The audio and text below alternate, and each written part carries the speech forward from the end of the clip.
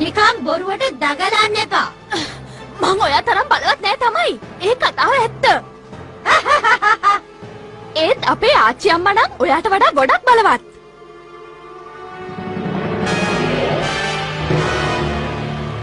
ආච්චි අම්මේ බෑ මට යන්න බෑ. ඔයා මට බල කරන්න එපා. අනේ මේ දැම්ම කට පියා ගන්නවා. ඔයා ගැන මට පුදුම කේන්තියක් තියෙන්නේ.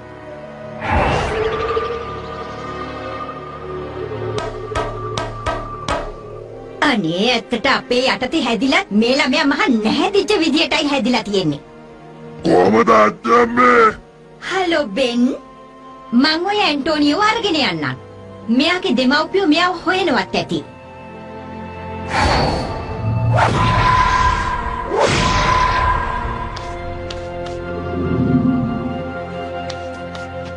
බෝම්බේ නිෂ්ක්‍රිය කළා. ඉතින් කොහමද ආච්චි අම්මේ? මට ඔයාවත් අමතක නෑ කෙවින්. ඔය ඇත්තමද? මාවත් මතකයිලු. එතකොට ඔයාට කොහොමද ගොයෙන්දෙන? ආවට ස්තුතියි. මගේ ආසම මිනිපිරිය බලන්න මං ඕන වෙලාවක එනවා. ඒයි! මනසින් මට කතා කරපු එක හරිම දක්ෂ වැඩක්. ඔයාගේ බලය එන්නම වැඩි වෙනවා. හැම දෙයකටම අපිට හොඳ පුහුණුවක් තිබුණා නම් ගොඩක් හොඳයි. සනීට වැඩිය කරදර කරන්න එපා. මොනා කළත් එයාත් අපේම පවුලේ කෙනෙක්නේ. මෙයාලව ගෙදර ගෙනියන වෙලාව හරි. මෙයාලගේ ප්‍රශ්නේ දෙමව්පියන්ටම විසඳන්න දෙනවා. ඔයාට පුළුවන් අපිත් එක්ක යන්න එන්න. දැන් ඉතින් ඔයාට මෙහෙ ගොඩක් කාලයක් ඉඳලත් ඇති වෙලත් ඇතිනේ. අපි ඔය ගැන කලිනුත් කතා වුණානේ ආච්චි අම්මේ. කැමති වෙනකම් මං කතා කරන්නම්.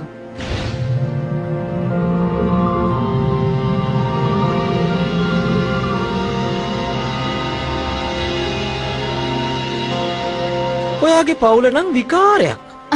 හැම පවුලක්ම එහෙම තමයි. ඇත්තට ඔයාගේ ඥාති සහෝදරීට අමතක වෙලා එයාගේ රූපෙ මෙහෙ දාලා ගිහිල්ලා. ඒක එච්චරටම හිතන තරම් දෙයක් නෙවෙයිනේ. හරි දැන්වත් 12 වෙනි මන්දාකිණියේ රොබෝලගේ ගැටලු විසඳන්න අපි යමුද? ඇත්තටම ඒ ගැනත් මට කියන්න දෙයක් තියෙනවා. නිකම් බොරුවට දගලන්න එපා. මං ඔයා තරම් බලවත් නෑ තමයි. ඒ කතාව ඇත්ත. ඒත් අපේ ආච්චි අම්මා නම් ඔයාට වඩා ගොඩක් බලවත්.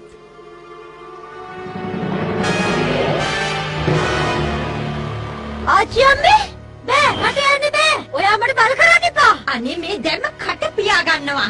ඔයා ගැන මට පුදුම කේන්තියක් තියෙන්නේ.